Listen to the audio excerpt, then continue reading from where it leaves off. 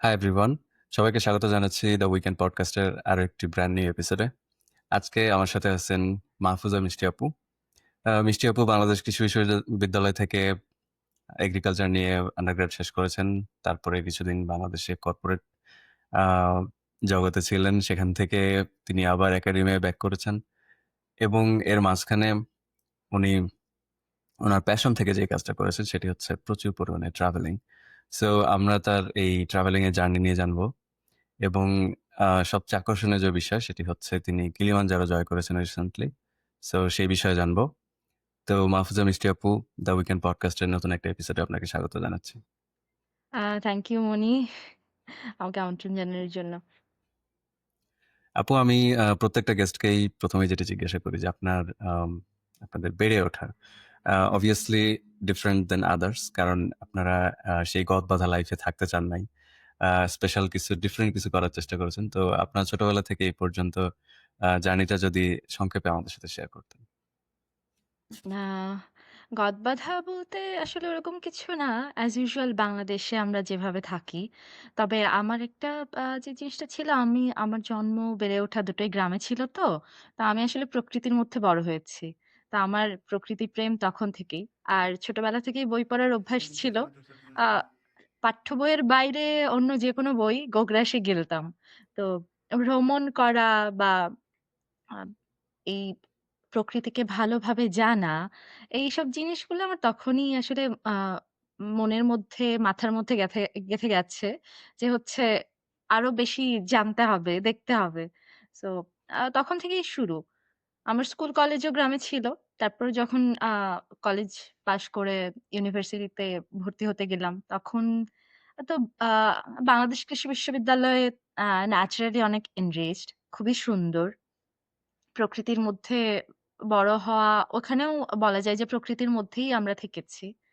So সব মিলিয়ে তখন থেকেই আসলে আমার প্রকৃতির কাছাকাছি যে থাকার অভ্যাসটা, সেখানেই সেভাবেই গড়ে উঠেছিল।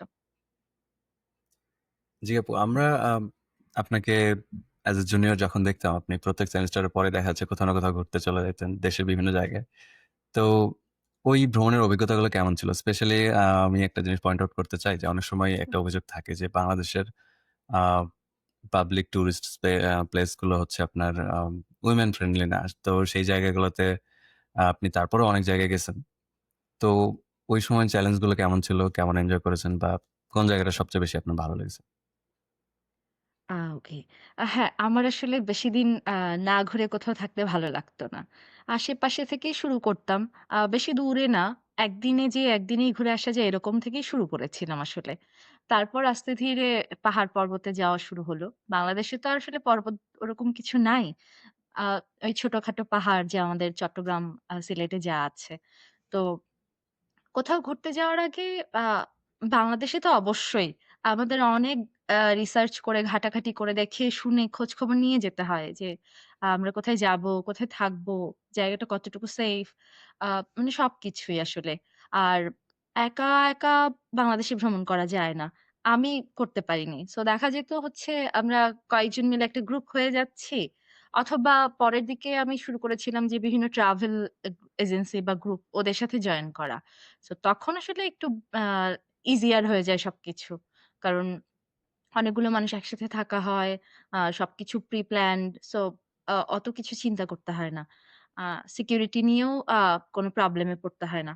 তো আমি আসলে আ বিভিন্ন সময় দেখা গেছে যে আমরা আ উইকেন্ডে যেহেতু ২ দিন ছুটি ছিল, শুক্র, শনিবার।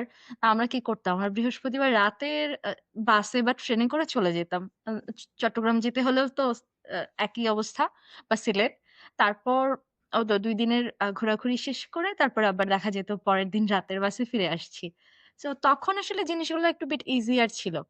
তখন এত সিকিউরিটি ইস্যু আমার মনে হয়নি। আম আর সাথে কেউ থাকলে এটা খুবই ভালো হয়। সবসময় দেখা যায় যে হচ্ছে আ একা বাংলাদেশে ট্রাভেল করার চেয়ে কারো সাথে বা গ্রুপে ট্রাভেল করাটা অনেক বেশি নিরাপদ। তো যেই বিষয়টা স্পেশালি জানতে চাচ্ছিলাম যে, আপনি অবশ্যই আপনার ফ্রেন্ডস বা গ্রুপের সাথে যখন যেতেন আপনি সেফ ফিল করতেন, ঠিক আছে। আ বাট যে অভিযোগটার কথা আমি আপনাকে জিজ্ঞাসা করছিলাম স্পেসিফিকলি যে, মেয়েদের জন্য আসলে কতটুকু কষ্টকর স্পেশালি যদি বলি? আম মেয়েদের জন্য আচ্ছা আমি একটা জিনিস লিঙ্ক করব। আসলে মেয়েদের জন্য বাইরের লাইফটা যত সেফ মানে আমি এখন যেখানে থাকছি এখানে তুমি যেকোনো সময় যেকোনো আ জায়গায় একা, একা যেতে পারো। তোমার বিন্দুমাত্র চিন্তা করতে হবে না।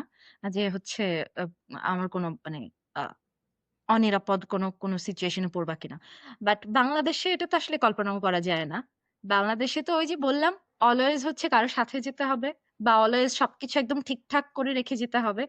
আ আমি নিজেই একবার হচ্ছে বাস মিস করে মাঝরাতে হচ্ছে বেকায়দায় পড়ে গেছিলাম। মানে অলরেডি ১২টা পার হয়ে গেছে। লাস্ট বাস ছিল ১২ টায়। তো বাংলাদেশের যে ট্রাফিক জ্যাম, আমি অনেক আগেই বেরিয়েছিলাম। তখন কুষ্টিয়া থেকে ঢাকায় যেতে ৫ ঘন্টার মতো লাগতো। সেই হিসেবেই বের হয়েছিলাম। আমি হাতে সময় নিয়েও এসেছিলাম। বাট আ ওই লম্বা ট্রাফিক জ্যামের মধ্যে পড়ে ওদিকে আমার ঢাকার বাস মিস হয়ে গেছে চট্টগ্রাম যাওয়ার লাস্ট বাস। তা আমি তো আসলে আমার তখন ট্যুর একটা গ্রুপের সাথেই যাচ্ছিলাম। তো সবাই আমার জন্য ওয়েট করে ওই ১১ টার বাস তারা ১২:৩০ টার লাস্ট বাসে গেছে। বাট প্রবলেম হয়েছে তখন আমি পৌঁছাতে পারি নাই। তো এখন আমি তো বেকায়দায় পড়ে গেছি। এখন আমি কি করব? ঢাকায় পৌঁছে আমি কি বাসায় চলে যাব? না আমি ওদের সাথে জয়েন করব, পরের বাসে যাব? তো আমি বাস স্টেশনে যেয়ে বসলাম। আমার নিজেরও খুব আনসেফ ফিল হচ্ছিল। বাট ওরা এত ভালো ছিল মানে আ সবাই আমাকে বলতেছিল, "আচ্ছা চিন্তা করো না। পরের বাস আসবে ওটাতে উঠায় দিব।" আর ট্যুর লিডার উনিও খুবই আন্তরিক ছিলেন। উনি বারবার খোঁজ নিচ্ছিলেন যে, "কোন সমস্যা নাই। আপনি আ জাস্ট এখানে আসেন। কোন বিপদে হলে আমাকে আরেকটা নাম্বার দিয়ে দিয়েছি। ওখানে আছে আপনি কল দিয়েন।" মানে সব মিলায় আসলে আ তখন আমার মনে হয়েছে যে আমার তখন ওই মুহূর্তে মনে হচ্ছিল যে, "কি হবে? কিভাবে যাব? না এত রাতে বাংলাদেশে একা। এভাবে তো কখনো আগে বেরোই নাই একা।" তো তখন আমার মনে হলো যে না, ঠিক আছে। আ যাওয়া যায় আসলে। বাট ওই যে নিজের একটু মানে অ টেনশন থাকবে।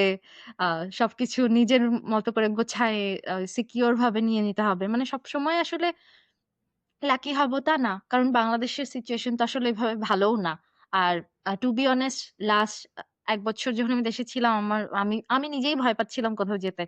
আগে আমার এতটুকু মনে হয় নাই। বাট লাস্ট ১ বছরে আমার মনে হচ্ছিল যে না আসলে কোথাও একা, একা যাওয়া যাবে না। রাতে তো অবশ্যই না। সো বাংলাদেশে বিট ট্রিকি। একা আমি বলব একা যাওয়াটা সেফ এখন আমি ফিল করি না। আচ্ছা আমরা ভয়ের কথা রেখে এবার আনন্দের কথা বলি। সেটা হচ্ছে বাংলাদেশে অনেক জায়গায় আপনি বিশেষ করে সিলেট এবং চট্টগ্রামের কথা মেনশন করেছেন। এবং বাংলাদেশে ট্রাভেল বলতে আমরা এই ২ জায়গায় সবচাইতে বেশি বুঝে থাকি আসলে। বাট অ্যাপার্ট ফ্রম দ্যাট যদি আমি জিজ্ঞাসা করি যে কোন জায়গাটা আপনার সবচেয়ে ভালো লেগেছে? এটা হইতে পারে চট্টগ্রাম বা সিলেটের মধ্যে বা এর বাইরের কথাও হতে পারে। কোন জায়গাটা আপনার কাছে সবচাইতে বেশি ইন্টারেস্টিং মনে হয়েছে? বা এরকম যে আমি যদি সুযোগ পাই আবার যেতে চাই, অনেকবার যেতে চাই? আচ্ছা, it's a bit a tricky question কারণ একেকটা জায়গা না একেক রকম সুন্দর। পাহাড় পাহাড়ের মতো সুন্দর, সমুদ্র সমুদ্রের মতো সুন্দর। তবে আমার মনে হয় আমি আ সেন্ট মার্টিন যাবো। সেন্ট মার্টিন অনেক সুন্দর। কারণ আমার আ ফার্স্ট সমুদ্র দেখা ছিল কুয়াকাটা। কুয়াকাটার সমুদ্র অত সুন্দর না। অত সুন্দর না বলতে আম কিছুটা মানে ঘোলা, কিছুটা ওরকম না। বাট সেন্ট মার্টিনে আমি যখন যাই, it was bit serene আ একদম মিল্কি ওয়ে গ্যালাক্সি অব্দি দেখা যাচ্ছিল। মানে পুরা আকাশ জুড়ে তারার মেলা ছিল। তো আবার যখন যাই তখন আবার পূর্ণিমা ছিল। মানে একেক সময় একেক রকম। আম সেন্ট মার্টিনের মানুষদের লোকাল মানুষদের জীবন একটু কঠিন। একটু না বেশ কঠিন। মানে ওদের সবকিছু আ টেকনাফ থেকে এদিক থেকে নিয়ে যেতে হয়। তবে ওদের মানে আবার অফ সিজন এ ওদের লাইফ অনেক হার্ড হয়ে যায়। সবকিছু মিলায়া ঠিক আছে। বাট যখন আমরা যাই ওইখানে সেন্ট মার্টিন অন্যরকম সুন্দর। আই থিংক আমি সেন্ট মার্টিনেই যাবো। আচ্ছা ভ্রমণের কথা আরো শুনবো আপনার কাছ থেকে। আমি এই পর্যায়ে জানতে চাই যে আপনার বাকৃবি লাইফটা ওভারঅল কেমন ছিল? এবং সেখান থেকে তারপরে আপনি যখন ব্রিটিশ আমেরিকান টোবাকোতে জয়েন করেছিলেন মনে হয় এবং বেশ কিছুদিন ওখানে আপনি জবও করেছেন এবং তারপরে সেটা ছেড়ে দিয়ে আবার আপনি একাডেমিতে ব্যাক করেছেন। তো এই ওভারঅল একাডেমিক জার্নিটা বাংলাদেশ কৃষি বিশ্ববিদ্যালয়ে কেমন ছিল? এরপরে আপনার বিএটিতে আপনার জার্নিটা কেমন ছিল? ওকে। আম বাংলাদেশ কৃষি বিশ্ববিদ্যালয়ে আমি যে কদিন ছিলাম, আসলে তখন মানুষ বলে না যে মানুষ আসলে উড়তে শেখে। আমি আগে আসলে বই পড়তাম। ঘুরতে যেতাম না তেমন কোথাও। আ ওই আশেপাশে এদিক ওদিক যেতাম। বাট যখন আমি হচ্ছে আমার ব্যাচেলর ডিগ্রির জন্য বাকৃবিতে আসি, তখন আস্তে, আস্তে আমি এক্সপ্লোর করা শুরু করি। এদিক ওদিক ঘোরাঘুরি শুরু হয়, বন্ধু-বান্ধব হয়। সমমনা বন্ধু-বান্ধবদের সাথে ঘুরতে যাই। আর ক্লাস শেষে দেখা যায় বাকৃবি নিজেই আমরা তো প্রকৃতি কন্যা বলেই ডাকি। এত সুন্দর। পাশে একটা তো আ ব্রহ্মপুত্র আছে। তো এর চেয়ে আসলে বড় পাওয়া আমি সবসময় মনে করি যে এটা আমার জীবনে অনেক বড় একটা পাওয়া। আমি বাকৃবিতে থেকেছি, প্রকৃতির কাছাকাছি, ব্রহ্মপুত্রের কাছে থেকেছি। সো এটা খুব ভালো ছিল। পরে আমার যখন গ্র্যাজুয়েশন শেষ হলো তখন মা তখনও আমার মাথায় ছিল যে ওকে হায়ার স্টাডিজ এর জন্য যাব। বাট তখন তো আফটার গ্র্যাজুয়েশন কোভিড এর একটা ওয়েভ ছিল। আমরা অনেকদিন বাসায় ছিলাম, কোথাও বেরোতে পারিনি। সবকিছু মিলিয়ে তখন মাস্টার্স শুরু করেছি। আবার তখন মনে হলো যে আচ্ছা আ কোথাও একটা জয়েন করা উচিত। বড় হয়ে যাচ্ছি। আর আমার কোনদিন না গভর্নমেন্ট জবের প্রতি কোন ফ্যাসিনেশন ছিল না। তো যেহেতু গভর্নমেন্ট জব করবই না, তাহলে মাল্টিন্যাশনাল এ কোথাও জয়েন করা উচিত। তখন তো ওই তো আ বিএটি থেকে সুযোগ পাই, বিএটিতে জয়েন করি। আর বিএটি তো one of the leading multinational company in Bangladesh. So এটা আমাকে অনেক কিছু শিখিয়েছে। আম অনেক কিছু জানতে পেরেছি। জীবনটাকে নতুন করে দেখেছি আসলে। আরেকটু ডিটেইলে যদি বলতেন আরকি। কারণ আমাদের ক্যাম্পাস থেকে অনেকেই যারা সরকারি জবের জন্য হয়তো প্রিপারেশন নেয় না, তারা বিএটিকে টার্গেট করে থাকে। তো ওই লাইফ সম্পর্কে যদি আরেকটু ডিটেইল বলতেন আরকি। আ ওকে। আম বিএটির সুবিধা হচ্ছে বিএটি আ মানে বাংলাদেশের one of the top multinational company. তো এখন বিএটি ছাড়াও আরো ভালো কিছু এগ্রিকালচারাল মাল্টিন্যাশনাল কোম্পানি আছে লাইক সিনজেন্টা, বায়োক্রপ। মানে কেউ যদি জয়েন করতে চায় মাল্টিন্যাশনাল কোম্পানিগুলোতেই জয়েন করতে চায়, they can join. Like structural uh যে জিনিসগুলা মোটামুটি কাছাকাছি। আ আসলে যেকোনো মাল্টিন্যাশনাল কোম্পানিতে গেলেই কিন্তু কাজ করতে হবে। মানে you have to have the dedication to your work. আ যেখানে দেখা যায় যে সপ্তাহে তো কাজ করতেই হয়। অ্যান্ড অনেক সময় হচ্ছে ওয়ার্ক লাইফ ব্যালেন্স থাকে না। ইভেন দেখা যায় যে ইমার্জেন্সি সিচুয়েশন এ উইকেন্ডস এও কাজ করা লাগে। কাজ শেখা লাগবে। আর ব্যাচেলর লাইফ থেকেই একটু এক্সট্রা কারিকুলার এক্টিভিটিস এর সাথে যদি হচ্ছে আ যুক্ত থাকা যায়, তাহলে দেখা যায় যে অনেক নতুন কিছু শেখা যায়। তখন হচ্ছে জব লাইফ এ গিয়ে অথৈ সাগরে পড়া লাগে না। Like basic Microsoft skill, basic communication skill বা আদার ডিফারেন্ট অর্গানাইজেশন এ আমরা যেগুলো করি, বেসিক লিডারশিপ স্কিলস। এই জিনিসগুলো থাকলে দেখা যায় তখন যখন কর্পোরেট জবে যাওয়া হয়, দেখা যায় আমাদের একটা টিম থাকে। অ টিম বিল্ডিং করতে হয়। সো আমাদের যত আমাদের ওই এক্সপেরিয়েন্স টা থাকবে, আমরা যত হচ্ছে ভালো হব ওই জিনিসগুলাতে, আমাদের টিম বিল্ড আপ টা তত ইজিয়ার হবে। আর যখন আমরা হচ্ছে um most of time agricultural background থেকে গেলে আমাদের ফিল্ড বেসড কাজ করতে হয় ফার্মারদের সাথে। সো ফার্মারদের সাথে যে একটা আম আ ওদের সাথে একটা আ কোঅপারেশন বা ওদের সাথে একটা কমিউনিকেশন বিল্ড করতে হয়। এটা আমাদের আসলে আমাদের ব্যাচেলর থেকে একটু, একটু এক্সপেরিয়েন্স হয়। যখন আমরা হচ্ছে বিভিন্ন প্র্যাকটিক্যাল ক্লাস বা এক্সটেনশন ফিল্ড ট্রিপ এ যাই, তখন হচ্ছে ওখান থেকে আমাদের আ এক্সপোজার টা হয় আসলে। বাট যখন কর্পোরেট জবে যাই, ওইটা হচ্ছে diverse and broad and uh একটা এগ আ এক্সপেরিয়েন্স হওয়া শুরু করে। আর শুধু তো আসলে এটাই না। আমার ২ টাই মেইনটেইন করতে হয়। আমার ডেস্ক জব করতে হয়, আমার ফিল্ড জব করতে হয়। মানে আ মাল্টিটাস্কিং ক্যাপাবিলিটিস থাকতে হয়। সো কর্পোরেট জবে গেলে আমার এই ডেডিকেশনটা রেখেই যেতে হবে যে আমাকে কাজ করতে হবে, কাজ শিখতে হবে। অ্যান্ড হচ্ছে মানে প্রতিদিন নিজেকে মানে লাইক ইমপ্রুভ করা লাগবে। নতুন, নতুন জিনিস শিখে আ অ্যাডাপ্ট করা লাগবে। নতুন বিভিন্ন জায়গায় লাইক জব পোস্টিং দেওয়া হয়। না শহরে মোস্ট অফ টাইম থাকে না। গ্রামে গঞ্জে এরকম বা উপজেলা শহরগুলোতে এরকম থাকে। তো নতুন জায়গায় অ্যাডাপ্ট করে নেয়া, নতুন মানুষের সাথে মিশে যাওয়া এই ক্যাপাবিলিটি গুলোও হচ্ছে আ যখন কর্পোরেট জবে থাকে আসলে বিল্ড করে আস্তে ধীরে। অসংখ্য ধন্যবাদ আপু। আমার মনে হয় এই ইনফরমেশন গুলো যারা নতুন যারা আছে, জুনিয়র যারা আছে তারা যদি মাল্টিন্যাশনাল কোম্পানি বা প্রাইভেট কোম্পানিগুলোতে জয়েন করতে চায়, তাদের জন্য অবশ্যই উপকারী হবে। আ আমি জানতে চাচ্ছি এই পর্যায়ে যে এই যে আপনি ডিএটিতে জয়েন করলেন, এটাও দেখা যাচ্ছে বাংলাদেশের আ অভিভাবক যারা আছেন আরকি আমাদের বাবা-মারা, তারা খুব একটা চায় না যে সরকারি চাকরির বাইরে যেয়ে তাদের সন্তানরা কিছু করুক। তো আপনি সেটি করলেন। আবার সেটি ছেড়ে দিয়ে আপনি হায়ার স্টাডিজ প্রিপারেশন নিলেন এবং এখন আপনি সাউথ কোরিয়াতে আছেন। তো এবং আপনি ট্রাভেল করতে খুব পছন্দ করেন। তো ওভারঅল এই সবকিছুকে আপনার আ ফ্যামিলি মেম্বাররা কিভাবে দেখে? তারা কতটুকু সাপোর্ট করে বা আপনি আপনি নিজেই বা কিভাবে এগুলো মেইনটেইন করে থাকেন? আম টু বি অনেস্ট আমার বাবা-মাও চায় নাই আমি মাল্টিন্যাশনাল কোম্পানিতে যাই। মানে as usual their expectation was okay uh bachelor করছি, তারপর গভর্নমেন্ট জবের জন্য ট্রাই করব অ্যান্ড মোস্ট ইম্পোর্টেন্টলি বিসিএস দেব।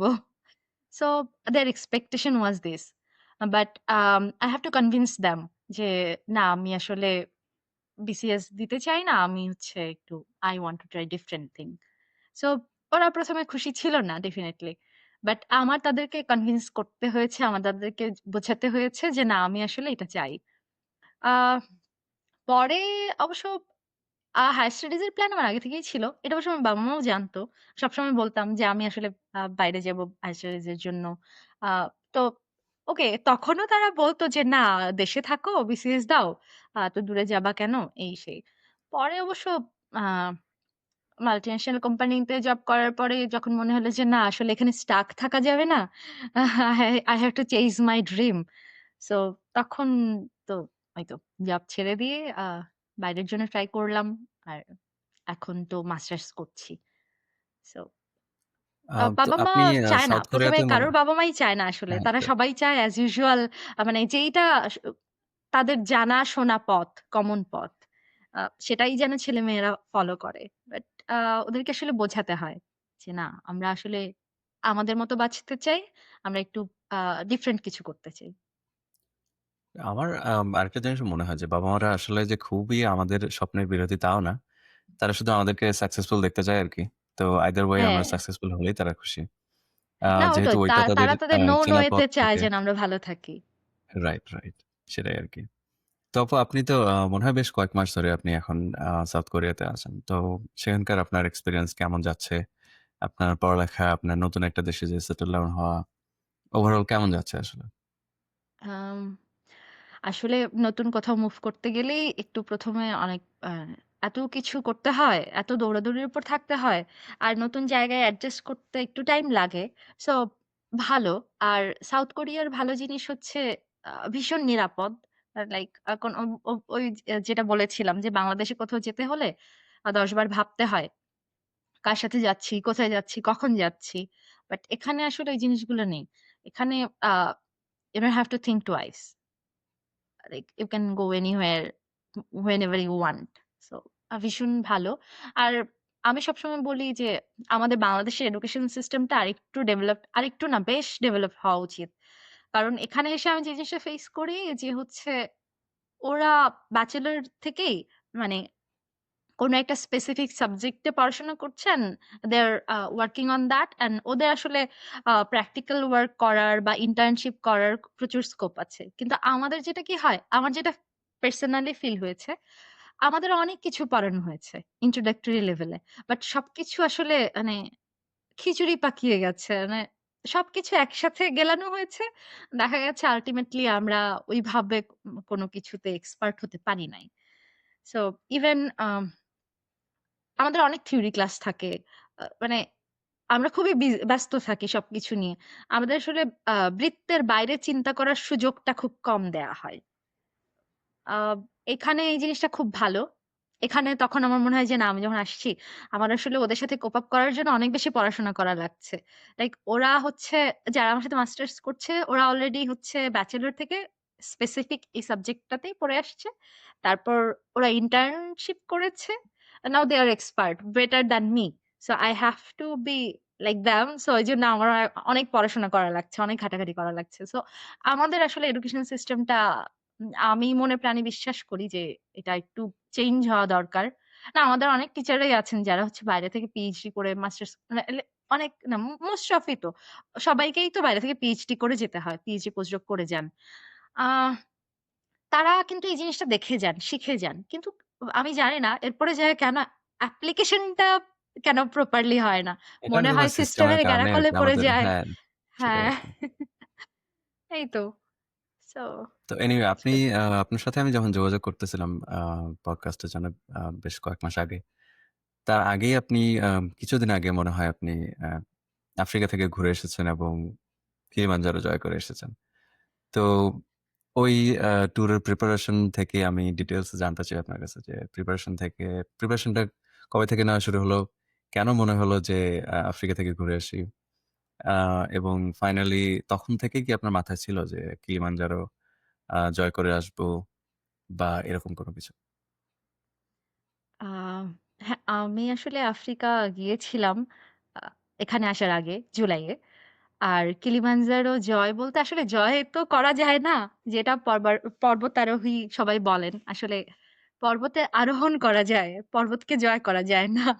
আমি পর্বতের পাদদেশে গেছি। কিন্তু কোন পর্বতের চূড়ায় আসলে যাওয়া হয়নি। কিলিমাঞ্জারোই ১ম। সো এটা আফ্রিকার সর্বোচ্চ পর্বত। আর কিলিমাঞ্জারো আসলে এটা স্বপ্নের মতো ছিল। আহ যাওয়াটা মানে আমি তো ওই বই পড়তাম অনেক। তো এই রিলেটেড বই তো পড়েছি। আর উম বিভূতিভূষণের তো খুব বিখ্যাত একটা বই আছে 'চাঁদের পাহাড়'। যেটাকে উনি আ আ কিলিমাঞ্জারোকে চাঁদের পাহাড় বলেছেন। সো এটা যদিও কল্পনাপ্রসূত লেখা, বাট আসলে কোনো কিছু আমরা কখন কল্পনা করতে শুরু করি? যখন ওই জিনিসটা আমাদের মাথার মধ্যে একবার ঢুকে যায় যে না এই আ আমরা কল্পনা করতে শিখি কিন্তু বই পড়েই। সো তখন থেকেই আমার বিভিন্ন জায়গায় ঘুরতে ভালো লাগে। আর কিলিমাঞ্জারো তো তখন দেখলাম যে আ বাংলাদেশের খুবই বিখ্যাত একজন ট্রাভেলার আছেন অনু তারেক। সো যখন দেখলাম অনুদা হচ্ছে পোস্ট করছেন কিলিমাঞ্জারো যাচ্ছেন। তো তখন আমি ভাবিনি আচ্ছা যাবো, কিলিমাঞ্জারো যাবো। এত বড় স্টেপ নেব কিনা আমি একটু আ সংশয়ে ছিলাম।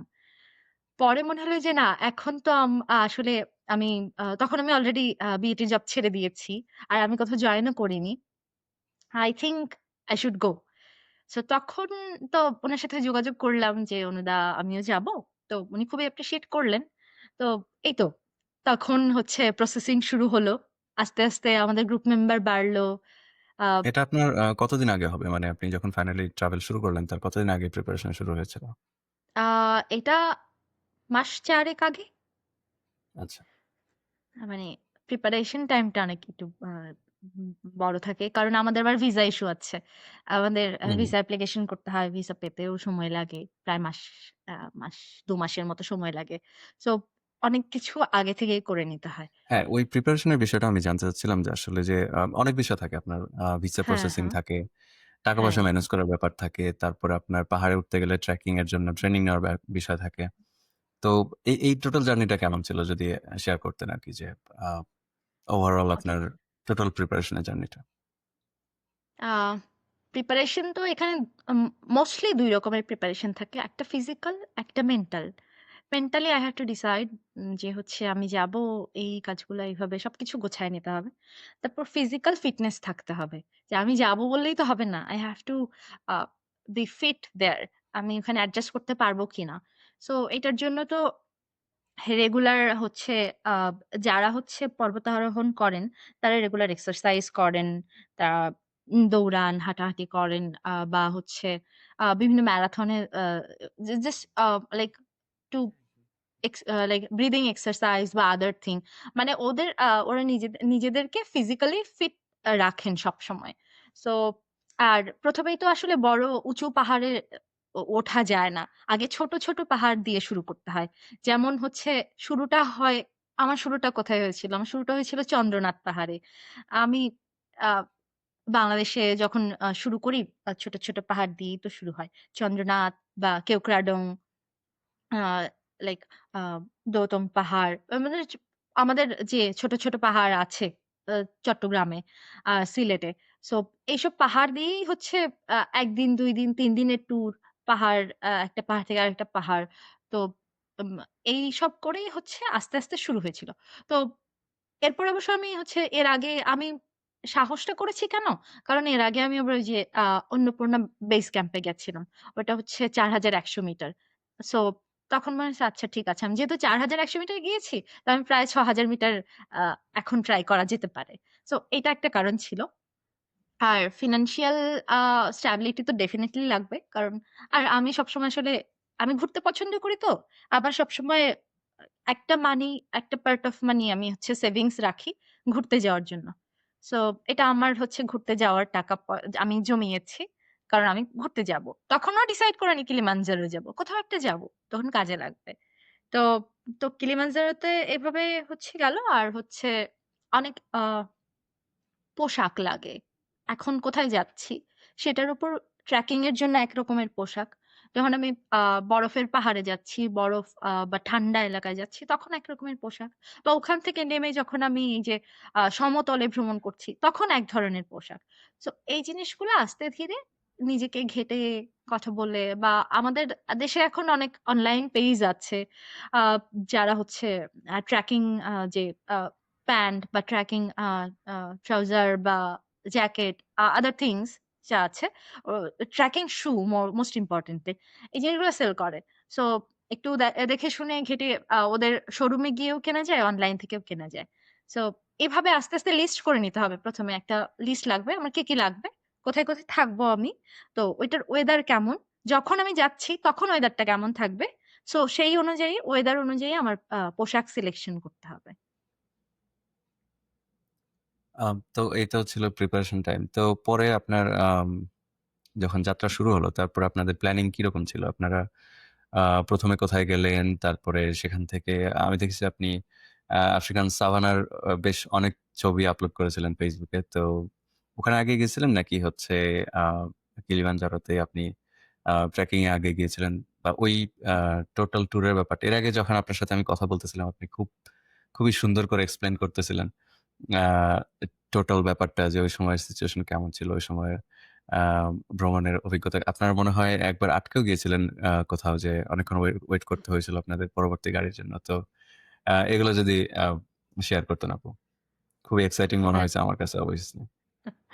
আচ্ছা, আমাদের হচ্ছে তো একটা আম শিডিউল ছিল। আমরা যে ট্যুর অপারেটর যে কোম্পানির সাথে গিয়েছিলাম আরকি আফ্রিকায়। সো ওরা আমাদের একটা শিডিউল দিয়েছিল যে হচ্ছে আমরা আ এই আ টাইমলাইনটা এতদিনে এখানে ফলো করব। সো সেই অনুযায়ী আমরা গিয়েছি। ১ম এ আমরা কিলিমানজারোতে গিয়েছি। ১ম এ তো আসলে আমরা বাংলাদেশ থেকে বাংলাদেশের বিভিন্ন প্রান্ত থেকে মানুষজন গিয়েছি অ্যান্ড হচ্ছে বিভিন্ন বাঙালি যারা দেশের বাইরে বিভিন্ন জায়গায় আছেন, আমাদের সাথে যোগ দিয়েছিলেন। সো আমাদের টিমটা বেশ বড় ছিল। ২২ জনের প্রায়। সো আ আমরা ১ম এ এখান থেকে তো দার es সালাম গেলাম। ইথিওপিয়ান এয়ারলাইন্সে। আ সেখানে দেখা যায় যে আমরা যখন যেদিন যাই এ ও এয়ারপোর্টে যায়া দেখি যে আমরা হচ্ছে আ ৮ জনের মতো এখান থেকে যাচ্ছি একই দিনে। সো তখন থেকেই আমাদের ট্যুরের আমেজ শুরু হয়ে গেল আসলে। তো তারপর যাওয়ার পরে আ দার es সালামটাও খুব সুন্দর। ওখানে বিভিন্ন হিস্ট্রিক্যাল প্লেস ঘোরাঘুরি করে ২ দিন আগেই গিয়েছিলাম। কারণ যদি হচ্ছে কোনো দারুসালাম বলতে টেকনিক্যাল আপু ইস্যু হচ্ছে ব্রুনাই দারুসালামের কথা বলতেছেন? আ তানজানিয়া দার es সালাম। ও আচ্ছা। Yeah, ওকে। like sorry, sorry. yeah. Yeah, no problem, no problem. So তখন হচ্ছে আ সেখান থেকে আমরা সবাই মিলে বিভিন্ন জায়গা থেকে এসে একসাথে গেলাম কিলিমানজারোর মসি শহরে। সো সেখান থেকে আসলে আমাদের যাত্রাটা শুরু হলো। সবাই একসাথে আমাদের পুরো টিমের সবাই একসাথে হয়েছিল মসিতে। সো আ আমাদের টিমের একটা ডাইভার্সিটি ছিল। বাই দ্যা ওয়ে আমাদের টিমে আমি ছিলাম সর্বকনিষ্ঠ। আর আমাদের বয়োজ্যেষ্ঠ অ্যা উনি প্রায় লাইক আ মানে 60 প্লাস ইয়ার্স উনার maybe 69 years old he was. So uh মানে ডাইভার্সিফাইড একটা age group. Uh young, middle age and elderly. সো সবাই খুবই এনার্জেটিক ছিল। আমার দেখে খুবই ভালো লেগেছে। সো উনারা আ সবাই লাইক একই সাথে বিভিন্ন বয়সের মানুষ আমরা পাহাড়ে যাচ্ছি। So it was really amazing. এটা হচ্ছে ওই যে বিভিন্ন গ্রুপের সাথে যাওয়ার একটা গুড অ্যাডভান্টেজ। আর মোস্ট ইম্পোর্টেন্টলি একটা জিনিস সবসময় মনে রাখতে হয়। যখন আমরা ট্যুর গ্রুপে যাই একটা ট্যুরের সাথে গ্রুপের সাথে কোথাও ঘুরতে যাই, তখন কিন্তু আমাদের খুবই কনসিডারেট হতে হবে। না আম আ আর খুবই একটু লিবারেল হতে হবে। যে না আমি আমার ডিসিশনেই সবসময় স্টিক থাকতে পারব না। আমার অলওয়েজ থিংক করতে হবে যে which decision would be best for my whole group, all team members. So এই যে একটা ওপেন মাইন্ড নিয়ে কিন্তু যেতে হবে। না হলে কিন্তু আপনি নিজের ট্যুরের মজাও মিস করবেন, বাকিদেরকেও হচ্ছে ঝামেলায় ফেলবেন। সো লাকিলি আমার ট্যুরের মেম্বাররা সবাই খুব ভালো ছিলেন। তো আমাদের কিলিমানজারোর যাত্রা শুরু হয় ২৯ তারিখে, ২৯ জুলাই কিলিমানজারো আরোহণ। সো ১ম আ আস আ এ কিলিমানজারো হচ্ছে প্রায় ৬,০০০ ফুট উঁচু, ৫,৮৯৫ মিটার। তো কিলিমানজারোর হচ্ছে আ আ ৩ টা চূড়া আছে। লাইক একটা মাউঞ্জি, একটা কিবো, একটা শিরা। সো স আ সবাই হচ্ছে ওই সবচেয়ে উঁচু যে চূড়াটা আছে, আ ওই ৫,৮৯৫ ফিট এটাতেই যায়। কারণ বাকি ২ টা হচ্ছে আ একটু বিট রিস্কি অ্যান্ড হচ্ছে যেহেতু এটা আগ্নেয়গিরি ছিল, সো ওইটা হচ্ছে আসলে একটু নট সো পপুলার আরকি। বাট অনেক মানুষ যায় ওখানে। সো আমরা গিয়েছিলাম যখন, তখন হচ্ছে আর কিলিমানজারো হচ্ছে একটা ডাইভার্সিফাইড। যত উঁচুতে যাওয়া যায় এর ভেজিটেশন কমে যায়। আর আ এদের হচ্ছে মানে ভূগোলিক উ চেঞ্জ চলে আসে। একদিন হাঁটার পরে দেখা যাচ্ছে যে হচ্ছে ১ম এ তো আমরা রেইন ফরেস্ট পার হয়েছি।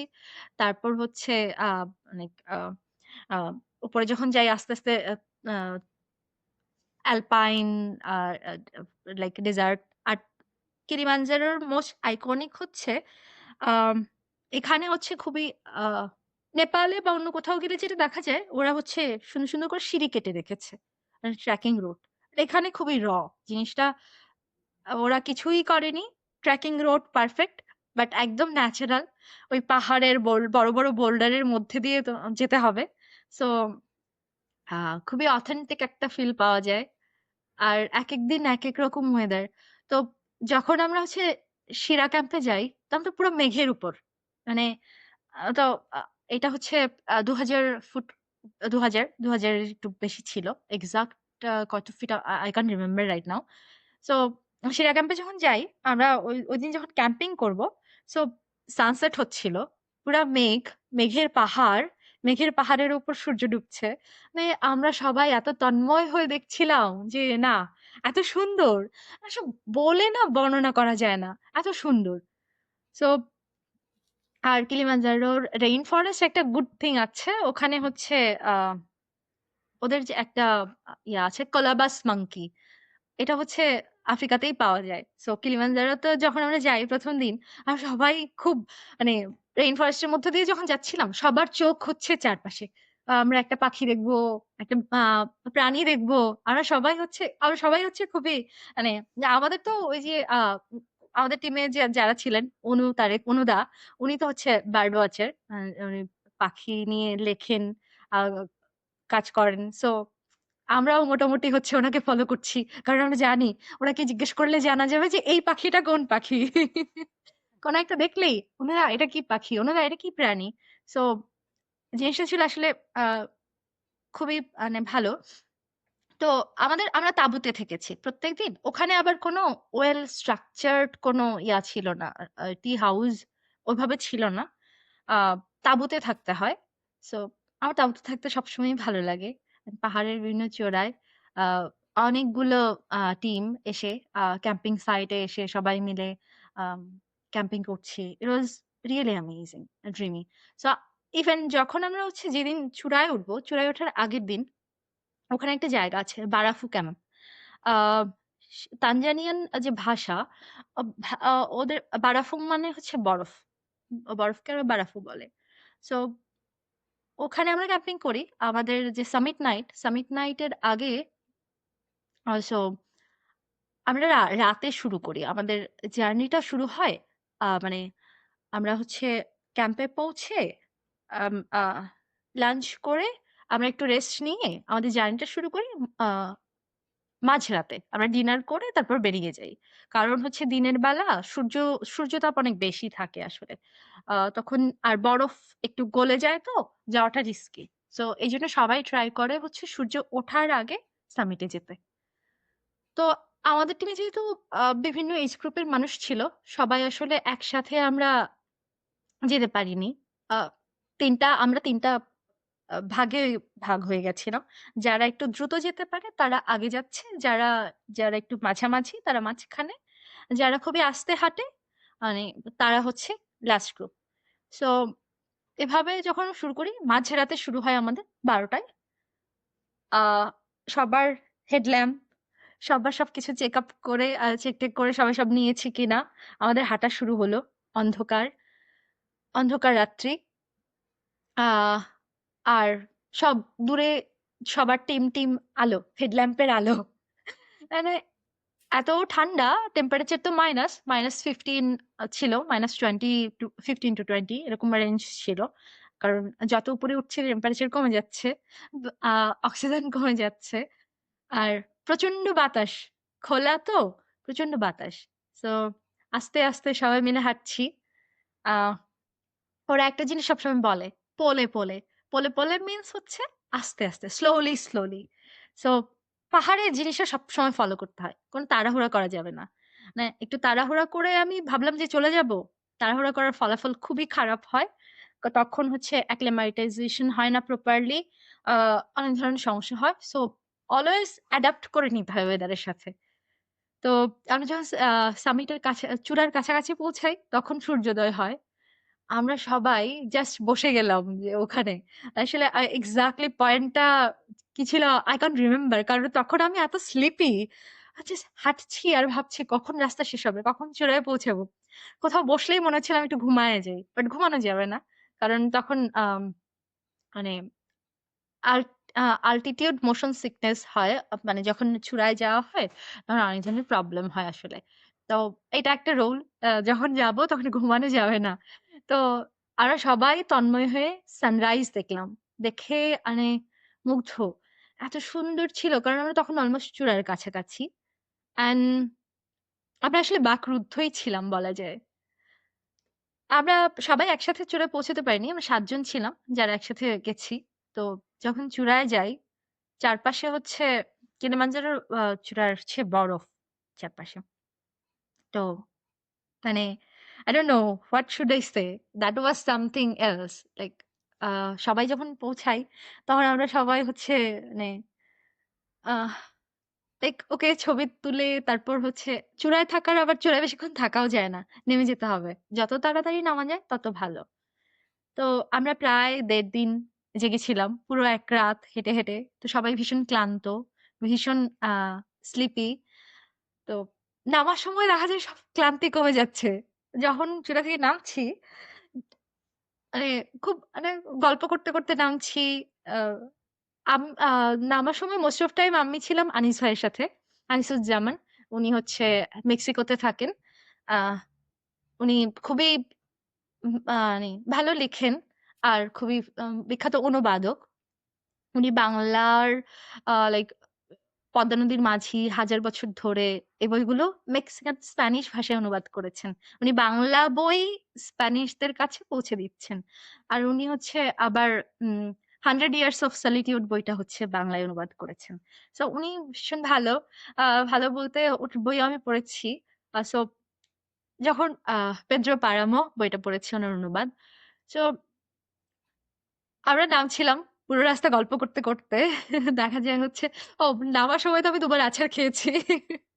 কারণ নুড়ি পাথরে পা টিপে হাঁটতে হয়। সো দেখা যায় হচ্ছে একটু অসাবধান হলেই ধপাস করে ওখানে পড়ে যাওয়া লাগে। দেখা যায় ২ বার একদম ধপাস করে পড়ে যেয়ে হা, হা করে হাসছি। তো ওকে আমার ভাই বলছে, "আচ্ছা দাঁড়া তোর ছবি তুলি।" পড়ে যেয়ে হাসছিস। মানে এরকম মানে উনাদের সাথে গল্প করতে আসলে সময় কখন পেরিয়ে গেছে আমরা টের পাইনি। আমার খুব ভালো একটা ইয়া ছিল। তো আমাদের টিমে ২ জন বায়োজ্যেষ্ঠ আরো ২ জন বায়োজ্যেষ্ঠ মানে বেশ কজন ছিলেন। লাইক ছিলেন ২ জন মহিলা ডাক্তার ছিলেন। রনক আপু, আতিয়া আপু। সো রনক আপু ইউএসএ তে থাকেন, আতিয়া আপু দেশেই থাকেন। সো উনারা আমি ভাবিনি উনারা 60 প্লাস ইয়ার্স। উনারা এতটুকু যেতে পারবে। উনারা বেস ক্যাম্প পর্যন্ত গিয়েছেন। দে আর ট্রুলি ইন্সপিরেশন। সো আসলে মনের জোর থাকলে চাইলে পারা যায়। লাইক ফিটনেস ডেফিনিটলি একটা ব্যাপার। এটা যেকোনো বয়সেই ধরে রাখা যায়। কিন্তু ওখানে হচ্ছে you have to be like dedicated or determined না আমি যাবো অ্যান্ড আমি আসলে এই মানে রুলস গুলা ফলো করব। Then it's okay. Like well structured থাকলে সব রুলস রেগুলেশন ফলো করলে মেইনটেইন করলে অ্যান্ড অলওয়েজ হচ্ছে যখন কোথাও পাহাড়ে বা এরকম আমাদের গাইডের কথা বা পোর্টারের কথা গাইডের কথা অলওয়েজ ফলো করতে হবে। গাইড নোজ যে হচ্ছে আ আমি পারবো কিনা। লাইক ইফ দে সে যে না, তোমার আসলে এর উপরে যাওয়া উচিত না।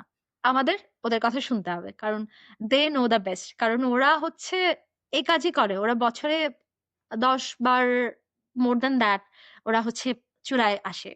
সো ওরা ইচ অ্যান্ড এভরিথিং আসলে বোঝে যে হচ্ছে যে না, এর বাইরে গেলে একটা প্রবলেম হয়। কারণ আমাদের গ্রুপের অনেককেই দেখা যায় পরে বেস ক্যাম্প থেকে মাঝপথ থেকে ফিরে আসতে হয়েছে। কারণ they were not feeling well এইজন্যে।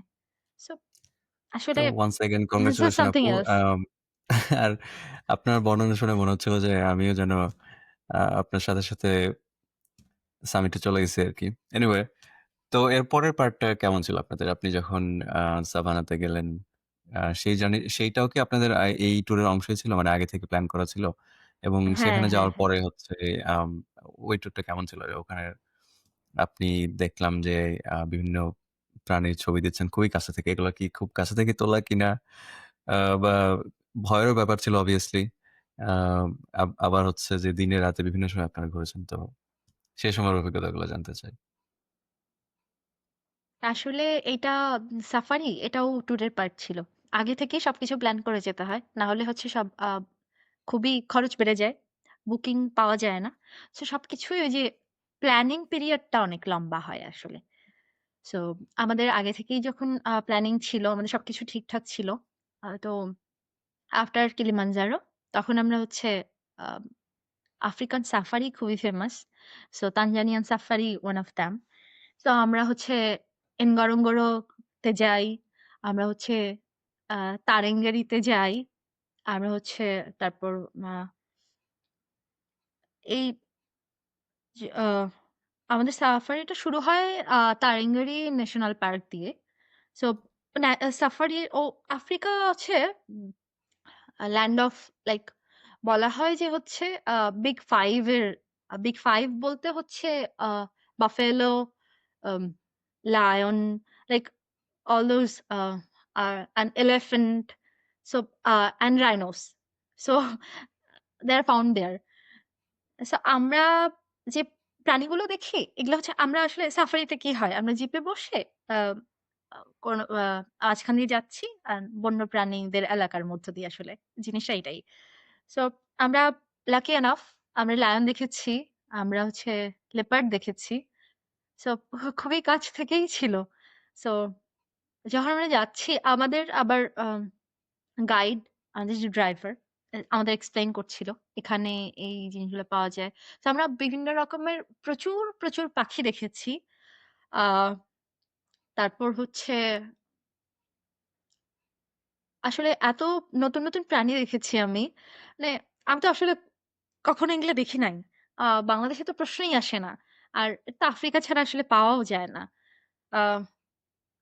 আ লাইক অনেক রকমের হরিণ ছিল।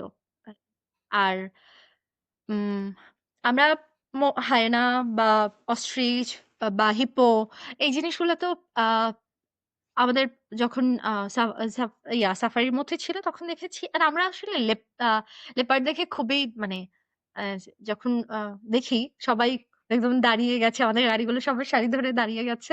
আমরা সবাই হচ্ছে আমাদের দূরবীন দিয়ে দেখছি। আর যারা ক্যামেরা নিয়ে গেছেন ক্লিক করছে লাইক এরকম। আর তারপর আমরা যখন লায়ন দেখি, লায়ন আমরা ফার্স্ট দেখে তো একদম ১ম দিন রাতে দেখি। ফেরার পথে ক্যাম্পে। আমরা ওই ক্যাম্পে ছিলাম। আ ২ দিন ছিলাম আ এক আ আচ্ছা আমাদের ৪ দিন ছিলাম আসলে। সো আ একটা ক্যাম্প ছিল ওটা ওয়েল অর্গানাইজড ক্যাম্পিং সাইট। এখানে ছিলাম।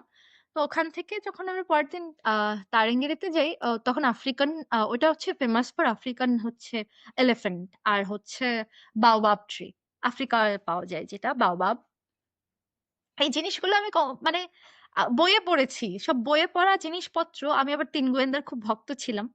আর বিভিন্ন অনুবাদ গল্প পড়তাম সেবা প্রকাশনীর। সো বইয়ে পড়া জিনিসগুলো যখন না চোখের সামনে চলে আসে, তখন এত লাইক আমি মনে হচ্ছে আমি আসলে স্বপ্নে ছিলাম। It was not it was a dream, it was not real. So এই জিনিসগুলো যখন আমরা একদিন ২য় দিন আমাদের আসলে গাড়ি নষ্ট হয়ে যায়। আমরা হচ্ছে এই সাভানার মাঝখানে আ আমাদের আ সন আ ফ যখন আমরা ফিরছিলাম ক্যাম্পে, তখন হচ্ছে আমাদের উ আমাদের একটা গাড়ি নষ্ট হয়ে যায়। নষ্ট হয়ে যায় বলতে হচ্ছে গাড়ির চাকার একটা খুলে যায়। তো এখন এই তো ঠিক করা পসিবল না। কারণ আমাদের হচ্ছে গাড়ির মোস্ট অফ মেম্বার স্প্লিট হয়ে অন্য ৩ টা গাড়িতে আমরা চলে যাই। তো বাকি আমরা হচ্ছে ৩ জন ছিলাম। আমি বললাম, "আচ্ছা ঠিক আছে আমি পরে যাই।" কারণ সবাই আগে যাক, এনশিওর হোক, তখন আমরা যাই। তো যখন ওরা যেয়ে ওদেরকে ড্রপ করে তারপর আরেকটা গাড়ি পাঠায় আরকি আমাদেরকে নিয়ে যাওয়ার জন্য। তো আ একটা জিনিস মাথায় ছিল ফার্স্ট অফ অল আচ্ছা সবাই আগে যাক, পরে আমি যাই। আরেকটা জিনিস ওকে, লেটস সি হোয়াট হ্যাপেন ২ টা জিনিস মাথায় ছিল আসলে। ওই এক্সপ্লোর করার আনসার্টেনিটি একটা অনিশ্চয়তাকে হচ্ছে দেখার মানে ২ টা জিনিসই আমাকে টানছিল আসলে। তো আস্তে যখন সূর্য ডুবে তখন তখন অবশ্য পূর্ণিমা, প্রায় পূর্ণিমা। তখন মেবি আ দু পূর্ণিমার ১ দিন আগে বা ২ দিন আগে এরকম ছিল আসলে। চাঁদ প্রায় পূর্ণ চাঁদ উঠছে। আহ ওই লাইক পুরো সাভানা ছোট ঘাস মানে ছোট এই ঘাসের জঙ্গল। আ দূরে একটু মানে পাথরের বোল্ডার। সো যেটা আমরা হচ্ছে সিম্বা মুভিতে দেখি। ওই বোল্ডার থেকে হচ্ছে সিংহ লাইক সিম্বা আসছে। যেটা আমরা দেখেছি আসলে কাইন্ড অফ এরকমই। ঐরকম একটা ইয়াতেই হচ্ছে আসলে মুভিটা শুট করা হয়েছিল। সো আফ্রিকান ভাষায় সিম্বা মানে হচ্ছে সিংহ। সো ওটা হচ্ছে সিংহের বিচরণ ভূমিই ছিল। তা আমাদের আ ট্যুর লিডার ওরা যখন যাচ্ছিল তো আমাদেরকে ফোন করে বলছিল, "প্লিজ আপনারা গাড়ির বাইরে বেরোবেন না। আপনারা গাড়িতে থাকুন। তো ১-২ ঘন্টা যতক্ষণ লাগে আপনারা গাড়ির মধ্যে থাকবেন। কারণ আমরা আসার পথে আ ২-৩ টা জায়গায় সিংহ দেখেছি। মানে ওই ১-১.৫ কিলোমিটারের মধ্যেই। সো এটা আসলে সিংহ অধ্যুষিত অঞ্চল। যাওয়া যাবে না। সো আমাদের ড্রাইভার খুবই সাহসী ছিল। সো আমাদেরকে দেখাচ্ছিল যে কোথায় সিংহ দেখেছে, এই হয়েছে। তা আমরা গল্প করে এইসব করে টাইম পার করে দিয়েছি। ওইটা আসলে মানে এটাও আরেকটা মানে অন্যরকম একটা অনুভূতি ছিল। বিস্তীর্ণ সাভানা, আশেপাশে কেউ নাই। আমরা কয়েকটা মানুষ, আমরা হচ্ছে লাইক ৩ জন মানুষ। এখানে বসে আছি। at any টাইম একটা সিংহ বা একটা হায়েনা যে কেউ আমাদের আশেপাশে আসতে পারে। অ্যান্ড একটা মানে ভয় আবার একটা হচ্ছে মানে এক্সাইটমেন্ট মানে everything was there. So it was I don't know like ২ টাই ছিল। মানে একটার পর একটা এক্সপেরিয়েন্স হয়েই ছিল। তারপর যখন আমাদের আম জিপের ড্রাইভার ফিরে আসলো, তখন হচ্ছে আমরা এক দৌড়ে ওদের ওই জাস্ট গাড়িটা খুলে এক দৌড়ে ওটাতে উঠে গেছি। কারণ হচ্ছে we don't know what's gonna happen. What's like just রোডে কোনো ঘাস নাই।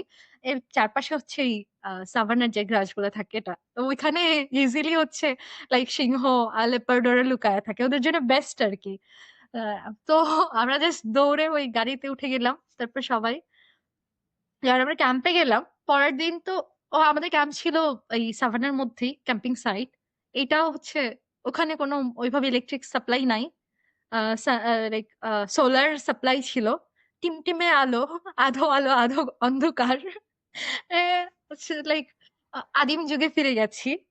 তারপর তো পরের দিন আমরা গেলাম মাইগ্রেশন এর জন্য। গ্রেট মাইগ্রেশন যেটা বলা হয় মারা নদীতে। কেনিয়া তানজানিয়ার যে সীমান্তবর্তী নদীটা। যে গ্রেট মাইগ্রেশন এর জন্য যে ফেমাস। তো মাইগ্রেশনটা হয় আসলে আম আ জেব্রা আর হচ্ছে আ ওয়াইল্ডার বিস্ট এর। সো ওরা হচ্ছে এটা এটা এটাও আদিকাল কি আপনি থেকেই দেখেছেন? চলে আসছে। এটা ওদের জিনের আপনারা মধ্যে। যখন ওখানে ছিলেন তখন কি দেখতে পেয়েছেন? আ হ্যাঁ, আমরা ওই টাইমটাতে ওজন্যই গেছিলাম গ্রেট মাইগ্রেশন এর জন্য। বাট এটা আসলে মানে তখন অনেক বেশি ছিল না। তখন অল্প ছিল। মানে ওরা পার হবে, হবে না। ওখান থেকে ফিরে আসছে, অল্প যাচ্ছে এরকম ছিল। অ্যান্ড অলরেডি অনেক পার হয়ে গেছে। এপারে চলে আসছে, তানজানিয়াতে চলে আসছে। সো একদম সারি, সারি করে ওয়াইল্ডার বিস্ট অ্যান্ড জেব্রা যাচ্ছে। হেঁটে যাচ্ছে। এটা হচ্ছে মানে এদের জিনের মধ্যে এই জিনিসটা আছে। ওরা যাবে, পার হবে রিভার অ্যান্ড রিভার পার হওয়া ইজ নট ইজি। ওখানে হিপ্পো আছে, ওখানে কুমির আছে, স্পেশালি কুমির আছে। কুমির তো আ উৎপেতে আছে কখন হচ্ছে ওয়াইল্ডার বিস্ট বা জেব্রা নামবে। তো আমরা হচ্ছে এই কুমিরের ডেথ রোলটাও দেখেছি। উই আর লাকি এনাফ কুমিরের ডেথ রোলটা দেখেছি। ডেথ রোল মানে হচ্ছে ওরা একটা আ আ ইয়া নিয়ে ওই ওয়াইল্ডার বিস্ট কে আক্রমণ করেছিল। ওর একটা প্যারট নিয়ে ওরা হচ্ছে ওই ওরা তো হচ্ছে যিনি বড় আ আ টু আ লাইক লাইক বড়, বড় পার্ট তো আর একবারে খেয়ে ফেলতে পারবে না। ওরা হুম, ওইটাকে হুম, হুম। ছোট, ছোট করে নিয়ে তারপর হচ্ছে ইয়া করে। সো হ্যাঁ, ইটস তো ওই এ ছেড়ে দ্যাট ফেলার জন্য যে দ্যা রোল ওয়ে করে দে ডু নিজেদের দ্যাট হ্যাঁ। এটাকে বলে ডেথ রোল আরকি।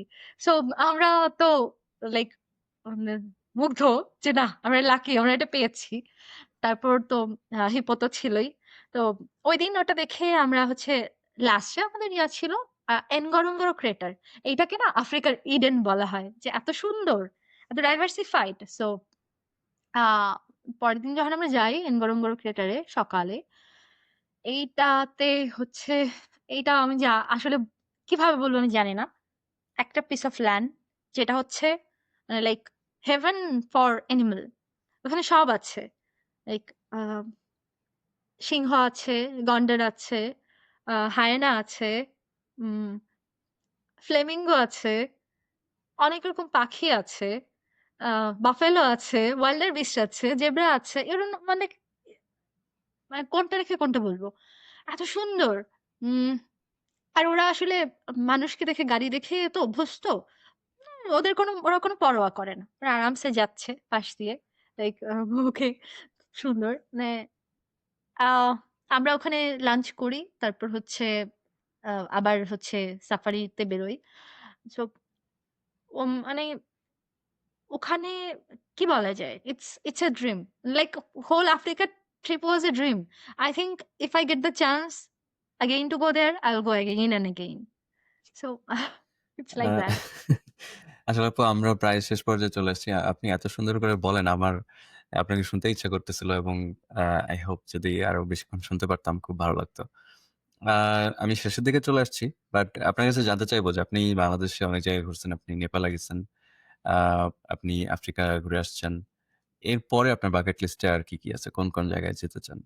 বা আপনার আ যদি বলি রিসেন্ট ফিউচার আপনার প্ল্যান কি, কি? আহ এটা তো আসলে বাকেট লিস্ট তো অনেক লম্বা। কোনটা রেখে কোনটা করব। বাকেট লিস্ট পূরণ করার জন্য ও অনেক কিছু প্ল্যান করা লাগে। সময় লাগে, টাকা লাগে, ফিটনেস লাগে, ছুটি লাগে। তো আমি এখনো জানি না কোথায় যাব নেক্সট। Ah let's see. আচ্ছা এটা সাসপেন্স থাকুক আমাদের জন্য। আমরা দেখব আপনি কোথায় যান। obviously আপনি Facebook এ সুন্দর, সুন্দর স্টোরি শেয়ার করেন। সেগুলোও বেশ ভালো লাগে। আপনি মনে হয় ওখানকার লোকাল পিপল দের সাথেও কিছুটা সময় কাটানোর সুযোগ পেয়েছিলেন। তো উনারা কেমন ছিল আপনাদের সাথে? আ আ হ্যাঁ, আমরা হচ্ছে মাসাই গ্রামে গিয়েছিলাম। ওরা আসলে মোস্ট অফ ওরা লোকালয় থেকে দূরেই থাকে। বাট কিছু মাসাই গ্রাম থাকে যারা হচ্ছে ওই যে টুরিস্টদের জন্য আরকি ওপেন থাকে। দে আর ওপেন টু গো। সো আমরা ওরকম একটা মাসাই গ্রামে গিয়েছিলাম। আমাদের গাইড ফ্র্যাঙ্কি আমাদের নিয়ে গিয়েছিল। সো ওটা একদিনের একটা ট্রিপ ছিল। আমরা মাসাই কালচারটা এক্সপ্লোর করেছিলাম। ওরা হচ্ছে উম নিজেদের ভাষায় গান গেয়ে আমন্ত্রণ জানিয়েছে। তারপর ওদের আ সাথে থেকে আমরা আম আম লাঞ্চ করেছি। ওদের যে মাসাইরা হচ্ছে ফেমাস ফর ওরা হচ্ছে ওদের গরু, ছাগল এসব চড়ায়। সো ওদের আসলে ওইভাবে কৃষিকাজ করে না। ওরা হচ্ছে গরু পালে। এইটা হচ্ছে ওদের মেইন পেশা। তো আমরা ওদের সাথে হচ্ছে ওদেরই আ পালিত একটা মানে আ ছাগল ছিল। তো লাইক যে দুম্বা বা ছাগল বলে ওরা আরকি। সো ওটা আমরা একসাথে সবাই মিলে লাঞ্চ করেছি পুরা মাসাই গ্রাম। তো তারপর ওরা আমাদেরকে গান গেয়ে আমন্ত্রণ জানিয়েছে। ওরা আমাদেরকে ওদের পুরো কালচার দেখিয়েছে। So it was good, it was good. Okay আপু, আমরা প্রায় শেষ পর্যায়ে চলে আসছি। আমি আপনাকে বিশেষভাবে ধন্যবাদ জানাতে চাই। কারণ আপনি অনেক ব্যস্ত থাকেন। আ প্লাস হচ্ছে ইউএস এর টাইম জোন এবং আপনার সাউথ কোরিয়ার টাইম জোনের অনেক পার্থক্য। এটা সত্ত্বেও আপনি অনেক কষ্ট করে আপনার সময় বের করে আমার পডকাস্টে এসেছেন। এজন্য আপনাকে অনেক, অনেক থ্যাংকস। শেষ যদি আমার দর্শকদের উদ্দেশ্যে আপনি কিছু বলতে চান। আপনার এই ভ্রমণের অভিজ্ঞতা, আপনার একাডেমিক লাইফ এর অভিজ্ঞতা বা ওভারঅল আপনার লাইফ এর এক্সপেরিয়েন্স থেকে যদি কিছু বলতে চান। আহ হ্যাঁ, thank you Moni. Thank you. আ আমি আমার পার্সপেক্টিভ থেকে যা বলব আসলে, আমি জীবনে কোথাও স্থির থাকতে চাই না। আমি আসলে এক্সপ্লোর করতে চাই। I want to know the life. কারণ সৃষ্টিকর্তা আমাদেরকে এত সুন্দর একটা পৃথিবী দিয়েছেন। আমরা যদি একটা জায়গায় কাটিয়ে দেই, আমাদের এই জীবনটা অপচয় করি, আ এটা আসলে জীবনের অপচয়। আমাদের আসলে ছোটখাটো জায়গা দিয়ে হলেও ঘোরাঘুরি করা উচিত। আমাদের বাড়ির পাশের ওই ঘর হতে শুধু ২ পা ফেলিয়া একটি ধানের শিশির উপর একটি শিশির বিন্দু হলেও দেখা উচিত। মানে আমাদের আসলে চোখ কান খুলে আমাদের চারপাশের সৌন্দর্যটাকে দেখতে হবে। আর জীবনটাকে জানতে হবে। সো শুরু হোক ঘরের পাশে দিয়েই শুরু হোক। আমি চাই সবাই ভ্রমণ করুক, সবাই জানুক। ওকে, অসংখ্য ধন্যবাদ আপু। আমরা এই পর্যায়ে শেষে একদমই আমাদের এই পডকাস্টের শেষে চলে আসছি। তো প্রিয় দর্শক, যদি আমাদের এই প্রোগ্রামটি এই পর্বটি আপনাদেরকে ভালো লেগে থাকে তাহলে অবশ্যই আমাদেরকে আ ফলো করতে ভুলবেন না, সাবস্ক্রাইব করতে ভুলবেন না। আ এবং আমাদেরকে মতামত জানাতে পারেন। আমরা কিভাবে এই পডকাস্টটিকে আরো আ ইফেক্টিভ এবং আপনাদের ভালো লাগার পডকাস্টে পরিণত করতে পারি। তো সেই পর্যন্ত সবাই ভালো থাকবেন, সুস্থ থাকবেন। দেখা হবে নতুন কোনো এপিসোডে। ধন্যবাদ আপু জয়েন করার জন্য। Thank you.